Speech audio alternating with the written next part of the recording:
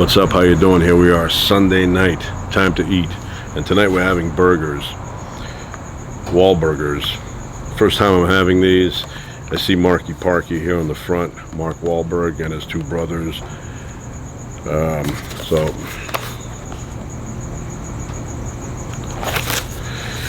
it says here, hearty beef flavor in every bite, certified Angus beef at its best. Wahlburgers. So I got two of these packages, and it's my first time having them, but they look pretty good, and a little bit pricey, but you get what you pay for. So looking forward to having that. And then I bought some fancy hot dogs here, gourmet hot dogs, American Wagyu beef, Snake River Farms.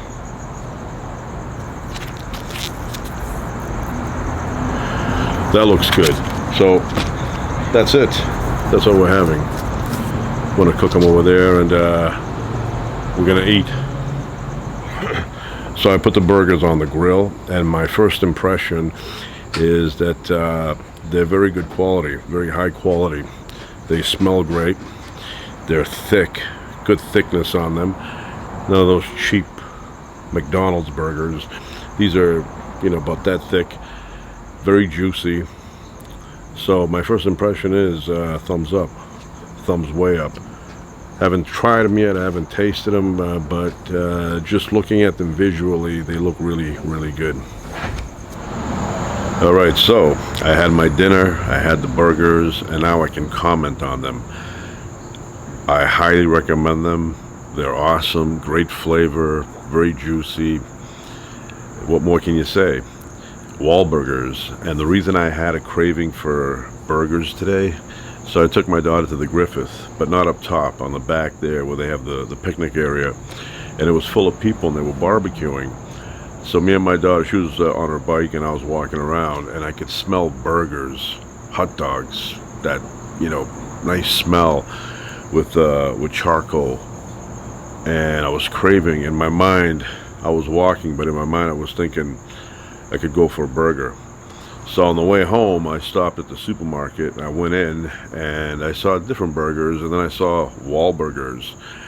And I watched that show. I haven't watched it in a while. I don't know if it's still on, but when it first came on, I would watch it all the time.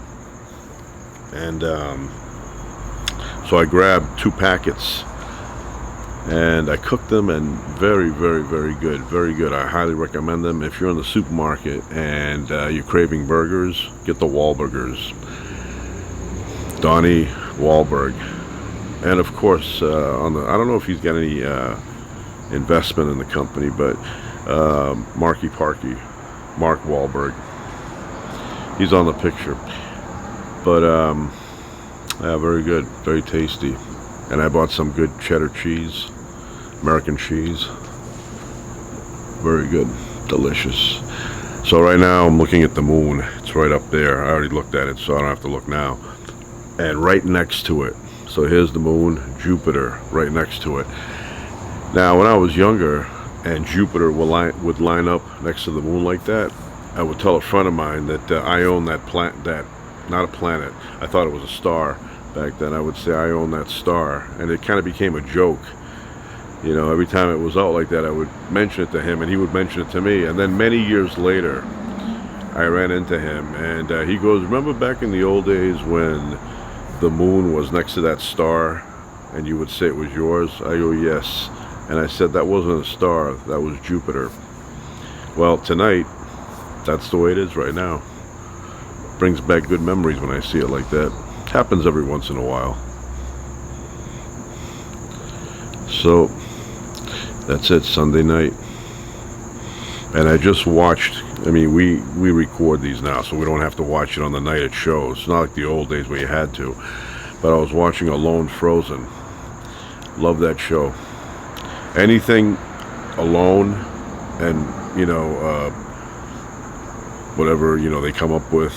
Alone Frozen, Alone on the Sun, alone skating around the rings of Saturn, I'm going to watch it. So for the producers that put out that show, I'm a big fan. If you want to put it out more than once a year, if you want to do like 4 or 5 times a year, I will watch it. I will watch it. So that's it. It's a quiet night. Occasionally you hear a vehicle go by. Like right now. I was looking at my magazine about trucks. Fascinated with these trucks. First of all, I want to say my favorite truck is the Peterbilt, and a couple of favorites. Peterbilt and the Kenworth. Love those trucks. Wish I had a Peterbilt or a Kenworth. They're both, for me, they're both on the same level. I'd like to get one of those. It even comes with its own little room in the back. But they're awesome trucks. And I was looking at the other trucks, the F-150, F-250. Love the F-250. Silverado, beautiful truck. Then I was looking at one of the Jeeps. They have a Hellcat engine in there. Produces like 1,000 horsepower. But there's a few with the Hellcat. Yeah, the Hellcat is a very strong engine, a lot of horsepower. I don't know how the gas mileage is on those. I know on my truck, I get about 11 to 13. That's it. Sounds like a 1970s number. You think in the year 2022, you'd get like, 40 miles a gallon. I'm talking about on the same size, like, a big truck from the 70s versus a big truck from today. You think today they would get, like 40, 50 miles a gallon, but not really. There's been an improvement, but not a dramatic one. Another thing I want to say is, up until recently, I thought the old cars, the Ford LTD, the old cars from the 70s, Pontiacs, Bonnevilles, I thought they had a lot of horsepower back then, but they really didn't. They had big engines. Some of them had a 7.7 liter engine in them, but when you look at the horsepower, very anemic. Cars today, that's one thing they've made gains in, the horsepower, because cars today, even though the motors are smaller, they have much more horsepower. I mean, a Suburban, for example, has 420 horsepower. And I think the Excursion twin turbo, 3.5 twin turbo, has 440 horsepower. That's it's amazing. They didn't have that kind of horsepower back then. In the old days, like the muscle cars, you were lucky to get 300 horses, which is a lot. But right now, some of the trucks have over 400 horsepower. So yeah. So that's an area that they've done, some improvements. But you would think by the year 2022, the year we're currently in, that you would read the estimated miles per gallon. They would be like, 57 miles per gallon. Well, you get hybrids that can do something like that, but I'm talking about breakthroughs in technology that allows you to put a gallon of gas and get 57 miles out of it. That doesn't exist. But nice night, peaceful. No breeze, nothing. It's just still. Yeah, I was watching some videos on the James Webb telescope. And they were showing the difference between James Webb and the Hubble. And they showed an image of the Hubble, picture that was shot, or an image that was shot a few years ago of galaxies, little, area of the universe. And in that little, square, there's galaxy upon galaxy upon galaxy. And then you look at James Webb, and Hubble was like that size, and it was full of galaxies in there. James Webb gets this kind of picture out of the same area with thousands and thousands of galaxies. Guy trying to get home to his wife. Don't rush. But anyway, fascinated with the universe. I don't think there's a day that goes by that I don't think about the universe. It just fascinates me. Our existence, forget about, yes, the existence of the universe is really fascinating, but the existence of life, intelligent life, that really, that's like mind-boggling. And obviously it's not that common. Otherwise, we point our SETI, our antennas up into space, and you'd pick up, chatter, crosstalk. We don't pick up anything. Nothing. Not even crickets. Nothing. But there's got to be something out there.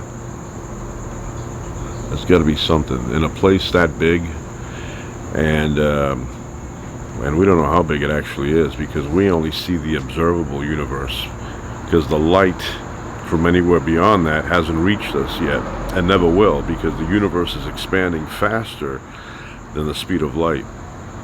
So it's expanding, and all the galaxies are moving as a result of the expansion. So anything beyond the observable, anything beyond that 93 billion light years, that's circumference, anything outside of that you can't see. So theoretically, the universe can be trillions and trillions of times bigger than it actually appears when we look at it. So if you're looking at the observable universe and you're seeing up to this area here, the actual universe may be trillions of times bigger, or quadrillions of times bigger. Nobody knows. We're just this, little life form living on this little planet. Helicopter. Probably, without looking, with 99% certainty, I want to say it's LAPD. That's what it looks like. They fly around, I don't know for what. Wasting gas. And that one's going very slow. But anyway, very fascinating thing, the universe. So much stuff in it, and yet it's so empty. So empty. I mean, here we are. We have our sun, and then the next closest sun, the next closest star, Alpha Centauri, which is 4.2 light years. Doesn't sound like much. You go 4.2 light years. Doesn't sound like much. But if you're traveling at, if you get into a rocket ship and you travel 24/7, it would take you about 100,000 years to get from here to Alpha Centauri. 100,000 years. Non-stop travel. Fastest rocket we have would take about 100,000 years. And that's only 4.2 light years away. So, there are things out there right now. I was looking earlier on my app, and it said 1,200 light years away. I saw something 30,000 light years away on my app. And you got to think, if it takes about, I'd say 70 to 100,000 years to get to the next star, then you can imagine how long it would take to get to something that's 1,200 light years from here. And that's our backyard. That's our backyard. There are galaxies out there that are billions of light years away from us. Billions of light years, traveling at the speed of light for billions of years, and then you arrive. It's crazy. And then you have life. Here we are. Carbon atoms come together to form consciousness. It's crazy. When you start thinking about it too much, it seems too bizarre to think about too much.